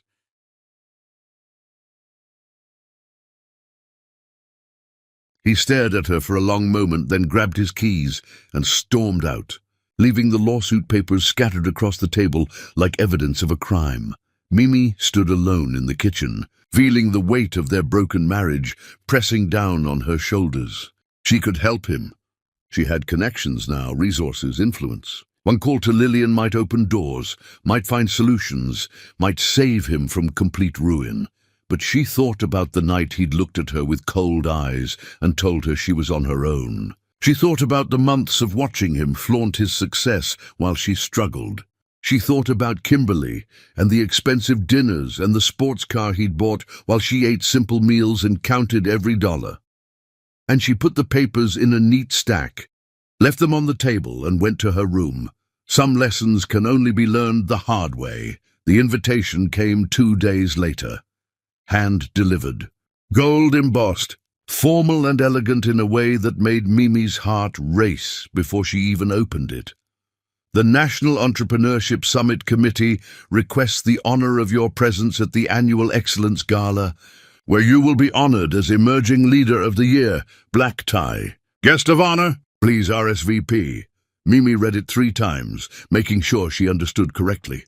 Guest of honor, Emerging Leader of the Year. This wasn't just an invitation, it was recognition from the highest levels of her industry. This was validation on a scale she'd never imagined. She called Lillian immediately. "Did you know about this?" Mimi asked, her voice shaking. "I may have been consulted during the selection process," Lillian said with audible smugness. "You've earned it, Mimi. Everything you've accomplished, everything you've built, it deserves to be celebrated. Will you bring a guest?" Mimi thought about Don drowning in lawsuits and debt, thought about inviting him to watch her triumph while he crumbled. It would be fitting, perhaps, the ultimate reversal, but it would also be cruel in a way she didn't want to be. "I'll go alone," she said. "Perfect. We'll find you a dress that makes you look like the queen you are." The gala was scheduled for the following month. In the meantime, life continued its strange duality. At work, Mimi was unstoppable. Elevation Brands landed its biggest client yet, a nationwide chain that wanted to revamp its community outreach. The contract was worth more than Mimi had made in an entire year at her previous job. She and Tobias hired more staff, moved into an even larger office, started planning expansion into other cities. Media requests continued to pour in. She was featured on a morning talk show panel about women in business. A major podcast dedicated an entire episode to her story. A publisher reached out about writing a book. Every door she approached opened. Every risk she took paid off. She was living proof that sometimes the worst thing that happens to you becomes the best thing that ever happened. At home, Don was a ghost. He left early, came home late. She rarely saw him, and when she did, he looked increasingly hollow. The confident swagger was gone. The sharp wit had dulled. He moved through the house like someone who'd lost their way and couldn't remember where they'd been heading. His phone rang constantly with calls he didn't want to answer. She heard him arguing with creditors, pleading with former partners, trying to salvage something from the wreckage of his empire. His house, as he'd once made clear, was at risk. The business he'd built was crumbling. Everything he'd defined himself by was turning to ash. One evening, Mimi found him in the study, drinking straight from a bottle, staring at nothing. "You need to eat something," she said from the doorway. "Why do you care?" "Because despite everything, I'm not cruel enough to watch you destroy yourself without at least mentioning that you're destroying yourself." "How noble of you." He took another drink. "Off to another gala? Another award ceremony? Another celebration of how amazing you are? I have a meeting with potential investors tomorrow." "Of course you do. Everything's coming up, Mimi, while everything I touch turns to shit." She walked into the room, took the bottle from his hand, he didn't resist, and set it on the desk. "You're spiraling, Don. You need help. Real help. Maybe therapy. Maybe rehab. Maybe just a friend who actually cares about you. I don't have any friends. They all disappeared when the money did. Turns out success has a lot of friends, but failure is lonely as hell." "Yes," Mimi said quietly. "I know what that's like." He looked up at her then, really looked at her, and something passed between them. Not reconciliation, not forgiveness, just recognition. Two people who'd learned the same terrible lesson from opposite sides. "I was wrong," he said. "About you? About everything. I thought success made me better than everyone else. Thought money meant I deserved more respect, more loyalty, more everything. And now I'm learning what it feels like to be the one drowning while the world moves on. What will you do?" "Declare bankruptcy, probably. Start over. If anyone will give me a chance after this." He laughed bitterly. "Maybe I'll come work for you. You could hire me as a janitor or something. Complete the role reversal." "I wouldn't do that to you." "Why not? I deserve it. Maybe. But I'm not interested in revenge, Don. I'm interested in building something that matters. Your suffering doesn't make my success sweeter. It just makes everything sadder." She left him there with his bottle and his regrets, feeling older than her years. The night of the gala arrived like a culmination of everything Mimi had become. She wore a midnight blue gown that Lillian had helped her choose. Elegant, sophisticated, powerful. Her hair was styled in soft curls. Her makeup was flawless. She looked in the mirror and saw someone she barely recognized, someone confident, radiant, completely at ease in her own skin. The venue was spectacular. Chandeliers, elegant tables. Thousands of industry leaders and innovators gathered to celebrate excellence. Mimi walked in alone, her head high, her smile genuine. People approached her constantly. Congratulations, admiration, requests for photos, for introductions, for business cards. She was no longer the woman asking for scraps. She was the woman everyone wanted to know. When her name was announced as Emerging Leader of the Year, the applause was thunderous. She walked to the stage in her beautiful gown, accepted the Crystal Award, and stood before the crowd. "Thank you," she began, her voice carrying across the hushed room. "This award means more to me than you could possibly know. Not because of what it represents for my career, but because of what it represents for my journey. Less than a year ago, I lost my job.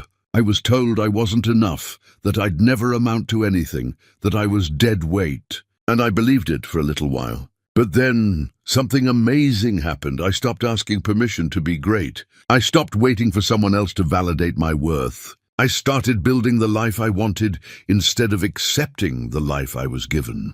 And everything changed."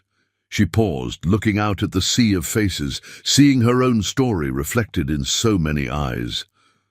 "This award isn't just mine. It belongs to everyone who's been told they're not enough, everyone who's been underestimated, everyone who's been abandoned and told to figure it out alone. Because sometimes being forced to stand on your own is the greatest gift you'll ever receive. It forces you to discover strength you didn't know you had. Thank you for this honor. I promise to use it to lift others the way I was lifted." The applause was deafening. People stood, cheering, some wiping tears. Mimi stood there holding her award, feeling the weight of her transformation in her hands. Backstage, her phone was full of messages. Congratulations from colleagues, from clients, from people she'd mentored. And buried among them one that made her pause. From Don. "Watched the live stream. You were incredible. I'm proud of you, and I'm sorry for everything." She stared at those words for a long time. Then she put her phone away and returned to the celebration, because this night wasn't about Don. It wasn't about their past or their pain. It was about everything she'd built from the ruins of what she'd lost. And as she stood, surrounded by people who respected her, admired her, valued her, Mimi realized something profound. She'd finally become the woman she was always meant to be, not despite her husband's cruelty, but because of it. The worst thing that ever happened to her had become the catalyst for the best thing she'd ever become. And that transformation was worth every painful step it took to get there. Chapter 8, The Cold Truth. She didn't need revenge. His regret was punishment enough. Mimi came home from the gala after midnight, still wearing her beautiful gown, carrying her award in one hand and her heels in the other. The house was dark, except for a single lamp in the living room. And there sat Don, still awake, still dressed, staring at nothing. He looked up when she entered, and something flickered across his face, or pain. She looked radiant, even exhausted, glowing with the kind of happiness that comes from being seen and valued. "You're home," he said softly. "I am." "How was it?" "As it was wonderful. Probably the best night of my professional life.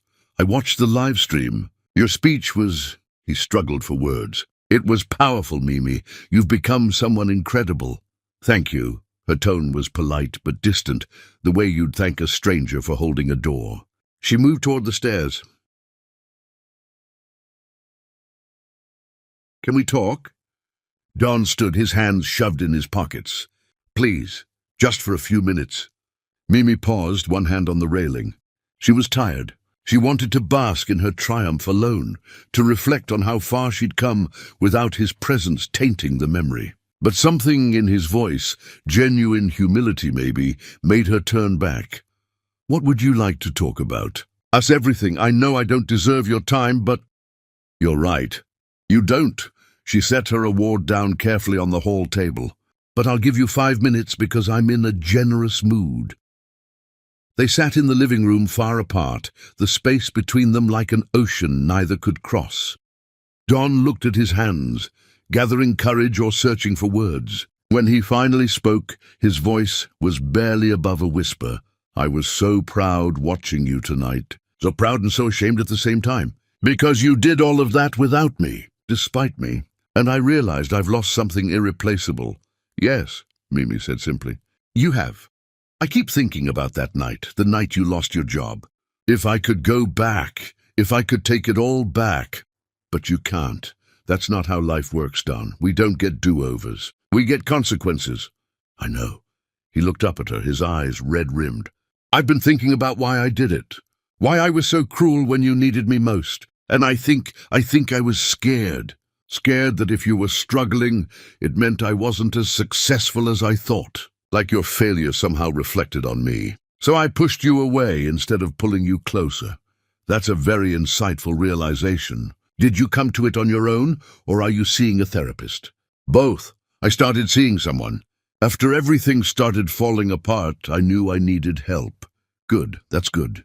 They sat in silence. Don waited for more. Forgiveness, maybe, or at least a softening. But Mimi's expression remained neutral, polite, unmoved. "Is there anything I can do?" he finally asked. "To fix this? To fix us?" "Us."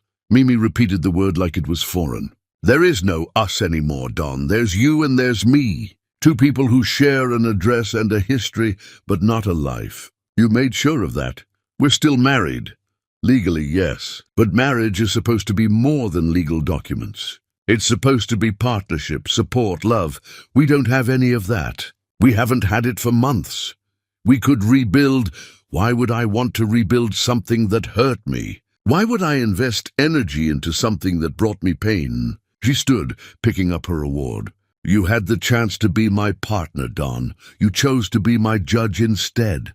And now you're facing your own judgment, and suddenly you want partnership. It doesn't work that way. So that's it. You're just going to let our marriage die?" "I'm not letting anything die, Don. I'm acknowledging what's already dead." "There's a difference. She walked toward the stairs, but his voice stopped her. "I love you, Mimi." She turned slowly, looking at him with something like pity. "No, you don't. You love what I've become. You love the successful version of me that other people admire. But when I was struggling, when I was lost, when I needed love most, you couldn't even offer basic kindness. That's not love, Don. That's appreciation for a valuable asset. And I'm not an asset. I'm a person." She left him sitting there and climbed the stairs to her room, closing the door on his pain the way he'd once closed the door on hers. The following weeks were excruciating in their normalcy. Don tried. She had to give him that. He tried in all the small ways people try when they've realized they've lost something irreplaceable. He started doing dishes, not just his own, but all of them. He bought groceries without dividing them into separate sections. He left notes around the house. "Hope you have a great day," and "proud of you," little attempts at connection that felt desperate and hollow. Mimi acknowledged these gestures with polite thanks and nothing more. She didn't mock him or punish him actively. She simply continued living her life, and that life no longer had room for his late-blooming consideration. At work, Elevation Brands was thriving beyond anyone's expectations. After Mimi's award, opportunities multiplied exponentially. Major corporations wanted to work with them. Universities invited her to speak. Other cities requested them to expand into their markets. Mimi and Tobias started planning a national expansion. They'd gone from a 2-person operation to a team of 20 in less than a year. They'd helped hundreds of businesses not just survive, but flourish. They'd created jobs, built communities, changed lives. And with each success, Mimi felt further removed from the woman who'd sat in Don's study and accepted his cruelty without protest. That woman felt like a character in someone else's story, someone she'd read about but never really known. Don's situation continued to deteriorate. The lawsuit moved forward. His attempts to negotiate failed. The bankruptcy filing became inevitable. He lost the business he'd spent years building. Colleagues who'd once praised him now avoided his calls. The house went into foreclosure proceedings, though those moved slowly enough to give him time to figure out next steps. He tried to talk to Mimi about it, tried to discuss what would happen when the house sold, where they'd go, how they'd manage. She listened politely and said what was true. She'd already been looking at places of her own. She had enough money to buy something modest, something that was entirely hers. The house had never really felt like hers anyway. "You're really just going to leave?" Don asked one evening, standing in her doorway while she packed boxes. "We're both leaving, Don. The house is being sold. We're both moving on, but together or separately." She looked at him with the same calm expression she'd worn that first night when he delivered his ultimatum. "Separately? So you're divorcing me? I haven't filed paperwork yet. But yes, that's where this is heading. Unless you genuinely believed we could continue living this way forever." "I believed we could heal. That given time doesn't heal wounds you keep reopening, Don. Every day we stay in this marriage is another day of pretending we're something we're not. I'm not interested in pretending anymore." He sat down on her bed, his shoulders slumped. "I destroyed everything, didn't I? My business, my reputation, us. Everything I touched turned to poison. You made choices," Mimi said, continuing to pack her books. "Choices have consequences. You taught me that lesson very thoroughly. I'm just applying what I learned. How can you be so cold?" She paused, holding a book she'd read during those early desperate months, a self-help title about rebuilding after loss. She'd highlighted entire passages, written notes in the margins, clung to its wisdom like a lifeline. "I'm not cold, Don. I'm clear.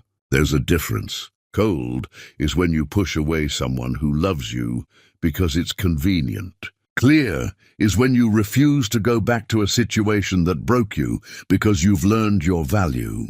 I spent months being cold to survive. Now I'm clear because I've healed. Without me. Yes, without you. That was your choice, remember?" A phone call interrupted them. Mimi's phone, a number she didn't recognize.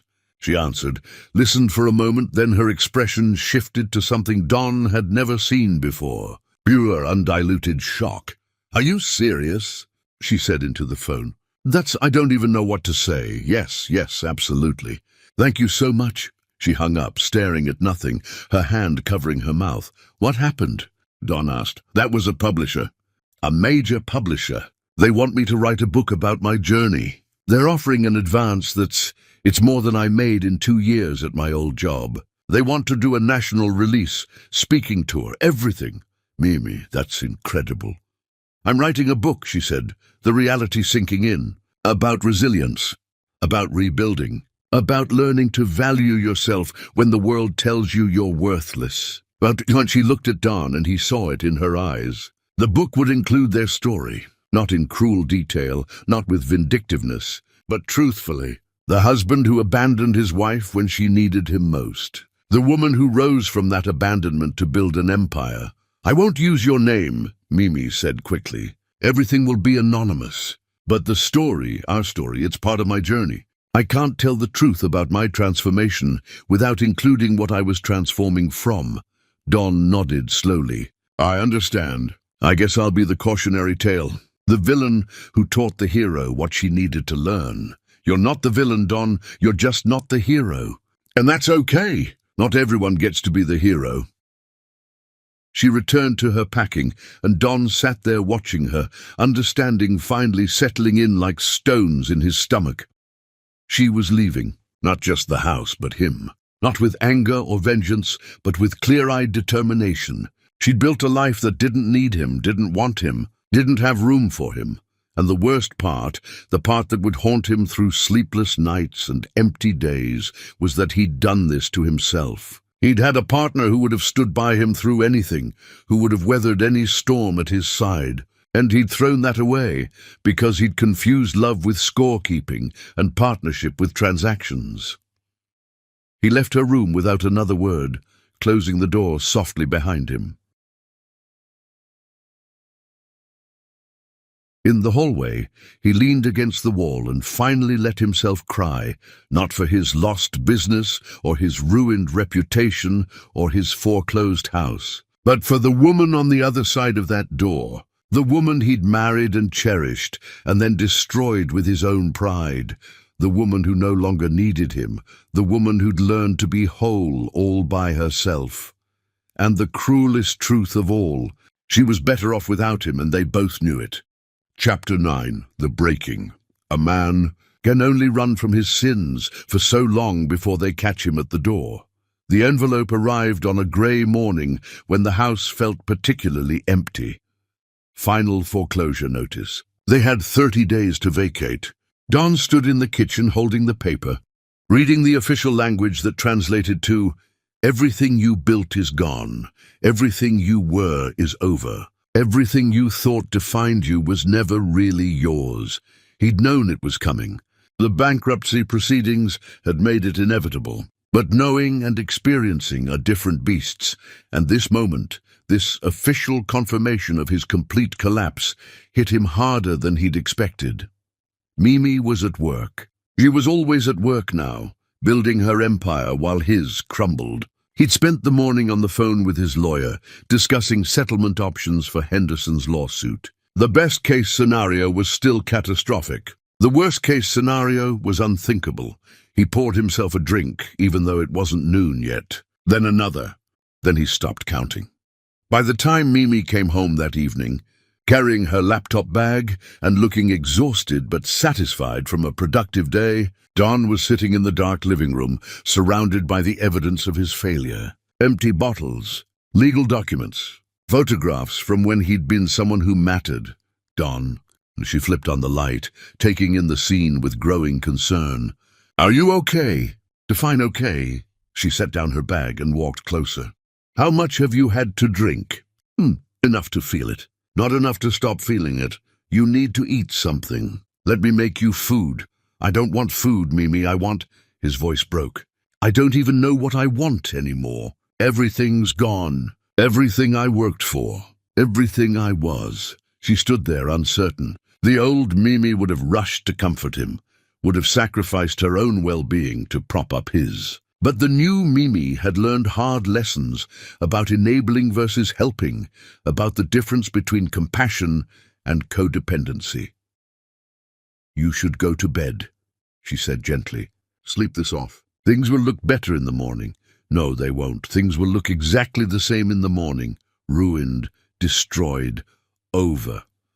"Don, can we talk?" His voice was desperate now, raw with emotion he'd kept bottled for months. "Really talk? Not this polite strangers thing we've been doing. Actually, talk about what's happening."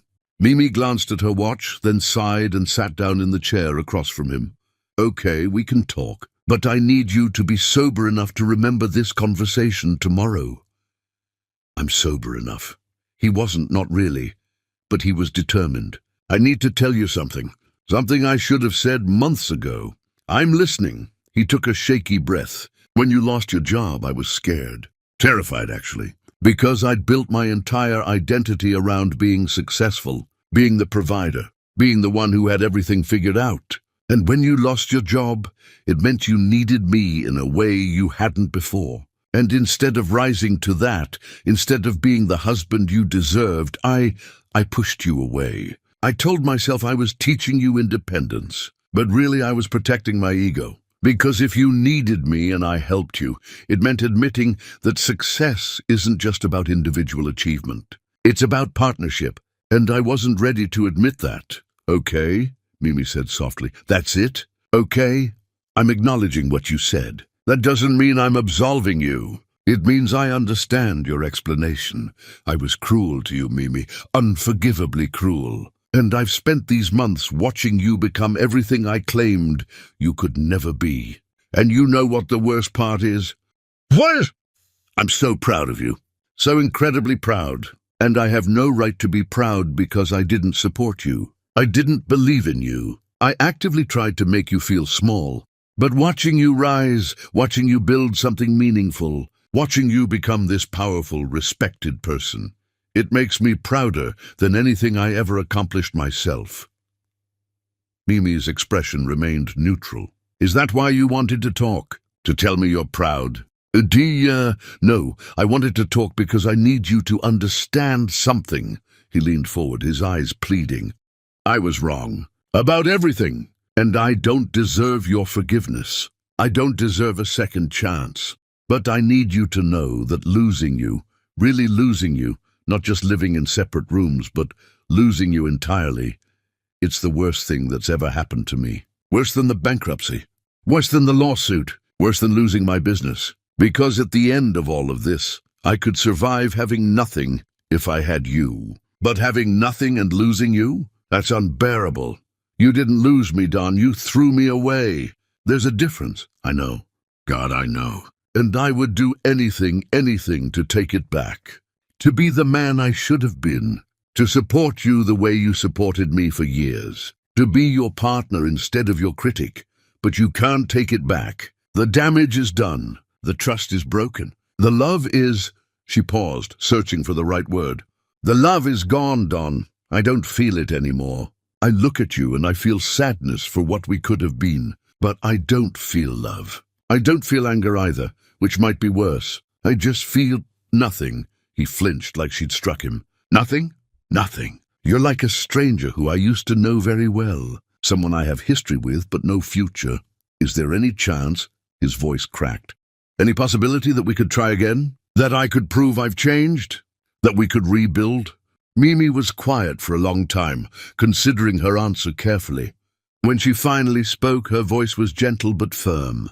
"Would you have forgiven me if the roles were reversed? If I had been the one who succeeded while you struggled? If I had told you to figure it out yourself and flaunted my success while you ate cheap meals and lived in the guest room? If I had mentioned other men casually and bought myself expensive things while you went without? Would you have forgiven that? Would you have wanted to rebuild with someone who treated you that way?" Don opened his mouth to answer, then closed it. Because they both knew the truth. He wouldn't have. He would have called it unforgivable. Would have said she'd shown her true colors. Would have walked away and never looked back. The hypocrisy of asking for what he wouldn't give was laid bare between them. "I thought so," Mimi said quietly. But people change. Yes, they do. You're changing now because you've lost everything and you're scared. But that's not the same as changing because you've genuinely grown. That's changing because the consequences finally caught up with you. So there's nothing I can do. No way to earn back your trust? Trust isn't something you earn back, Don. It's something you build over time through consistent action. And we don't have time. The house is being sold. We're both moving on. And honestly, I think that's what needs to happen. We're not good for each other. We bring out the worst in each other. And maybe the kindest thing we can do is let each other go. I don't want to let you go. You already did. Months ago. You just didn't realize it at the time. She stood, preparing to leave, but Don's voice stopped her. It was different now, not pleading, not desperate, broken. I'm sorry, Mimi, for all of it. For not being who you needed. For wasting the gift of your love. For being too stupid and arrogant to recognize what I had until it was gone. I'm so sorry. She looked at him, really looked at him, and saw something she'd never seen before. Genuine remorse. Not regret about consequences, but true understanding of the pain he'd caused. I believe you, she said softly. And I forgive you. Hope sparked in his eyes. You do? Yes, not because you deserve it, but because I deserve to let go of the anger I've been carrying. Forgiveness isn't for you, Don. It's for me. It means I'm no longer giving you the power to hurt me. It means I'm choosing peace over bitterness. But it doesn't mean we're staying together. Forgiveness and reconciliation are two different things. I understand. He didn't, not really, but he was trying. I hope you rebuild, Don. I hope you learn from this. I hope you become the kind of man who shows up for people when they need him, who values partnership over competition, who measures success by relationships instead of bank accounts. I genuinely hope all of that for you, but I won't be here to see it. She walked toward the stairs, then paused. And Don, thank you. For what? For teaching me what I'm worth. For pushing me to discover my own strength. For showing me that I don't need anyone else to be whole. You broke my heart, but you didn't break me. And in trying to destroy me, you actually saved me. So thank you for that. She left him sitting there in the wreckage of his life, processing the strangest gift anyone had ever given him. Gratitude for his cruelty. Appreciation for his failure to love her properly. Don sat in the dark for hours after she went to bed. The alcohol wore off, replaced by terrible clarity. She was right about everything. He'd thrown away the best thing in his life because he'd confused love with keeping score. He'd destroyed a partnership because he'd wanted to be superior instead of equal. And now she was leaving.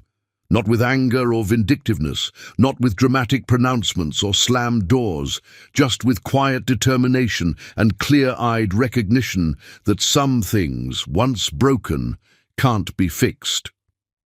He thought about the man he'd been arrogant, cruel, so certain of his own righteousness. He thought about the man he'd become, humbled, broken, finally understanding what actually mattered, and he thought about the man he might become if he took the lessons she'd taught him and actually applied them. But he'd have to become that man alone. Because Mimi Winsett had finally learned that she didn't need anyone's permission to be extraordinary. She didn't need anyone's approval to value herself. She didn't need anyone's support to build an empire. She'd learned to be complete all by herself. And watching her transform from the woman who'd accepted his cruelty with quiet dignity into the woman who commanded rooms and changed lives was the most beautiful and painful thing Don Moore had ever witnessed. He'd wanted to teach her a lesson about independence. Instead, she'd taught him a lesson about consequence, and it was a lesson he'd spend the rest of his life trying to learn. Chapter 10. The Reckoning. Forgiveness is not a gift, it's a contract. And the terms are mine. 3 weeks before the house sold, Don came to Mimi's room and knocked softly on the door. She opened it to find him standing there, dressed properly for the first time in weeks, his hair combed, his face clean-shaven. "I need to ask you something," he said. "What?" Will you come to dinner at my parents' house this weekend? They're having a family gathering. Everyone will be there. My parents, your sister, some close friends. They want to see us before everything changes." Mimi studied him carefully. Why? Because they deserve to know what's happening, and because, he took a deep breath, because I need to do something important, and I need you to be there for it. What are you planning, Don? Just trust me, please. This one last time. Something in his voice made her agree. Maybe curiosity. Maybe the need for closure. Maybe just the desire to see the people she'd been avoiding because facing them meant explaining the death of her marriage. "Okay," she said finally. "I'll come." The gathering was at Don's parents' home, the place where they'd celebrated their wedding reception years ago. Mimi remembered that day, young and hopeful, believing they'd build a beautiful life together. How naive she'd been. She arrived in a simple but elegant dress, her armor of confidence firmly in place. Don's mother answered the door, pulling Mimi into a tight hug that lasted longer than usual. "We've missed you, sweetheart," she whispered. "We've been so worried." Inside, familiar faces turned toward her. Don's parents, her sister Renee, who'd flown in from out of state, Harold and his wife, a few other friends who'd witnessed their marriage from the beginning. The room felt heavy with unspoken questions. Don was already there, looking nervous, in a way she'd rarely seen him. He kept glancing at her, then looking away, his hands restless. They ate dinner, making uncomfortable small talk. Everyone knew something was wrong. The separate arrivals, the careful distance between Mimi and Don, the way they spoke to each other, like polite strangers. But nobody asked directly, giving them space to address it in their own time. After dessert, Don stood up, his chair scraping against the floor. The room fell silent. "Thank you all for coming," he said, his voice unsteady. "I know you've noticed that Mimi and that things have changed. And I asked you all here because I need to tell you the truth, all of it.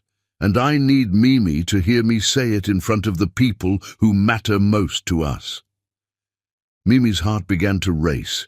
She looked at Renee, who shrugged, equally confused. "Months ago," Don continued, "Mimi lost her job. And instead of being the husband she needed, instead of being supportive and loving and present, I was cruel. I told her she was on her own. I told her I'd only take care of myself. I made her feel worthless and alone during the hardest time of her life." Gasps rippled through the room. Don's mother put her hand over her mouth. "I didn't just fail her. I actively pushed her away. I flaunted my success while she struggled. I made her pay for exactly half of everything while I spent money on expensive things to remind her that I could and she couldn't. I tried to break her down instead of build her up." "Don," his father started, but Don shook his head. "Let me finish, please, because you all need to know what kind of man I became." He looked directly at Mimi now, tears forming in his eyes. "While I was being cruel to my wife, she was building something extraordinary. She started a business that's changing lives. She became someone people admire and respect. She transformed herself from someone I tried to diminish into someone who commands rooms. And she did all of that without me, despite me." The room was silent except for someone's quiet crying. Don's mother, Mimi realized. "And now I'm losing everything," Don continued, his voice breaking. "My business failed. I'm declaring bankruptcy. The house is being sold. My reputation is destroyed. And the worst part, the only part that really matters, is that I'm losing Mimi. Not because she's cruel or vindictive, but because I taught her that she doesn't need me, that she's better off without me. And she is." He walked around the table and stood before Mimi, who remained seated, her face unreadable. Then, as everyone watched in stunned silence, Don Moore, proud, arrogant Don Moore, lowered himself to his knees in front of his wife. "I'm begging you," he said, tears streaming down his face. In front of everyone who matters, in front of the people who witnessed our promises to each other, I'm begging you to give me another chance. Not because I deserve it. I don't. But because I'm finally the man I should have been all along. Because I understand now what love actually means. Because I'm willing to spend the rest of my life proving that I can be your partner instead of your judge. Mimi stared down at him, her heart hammering.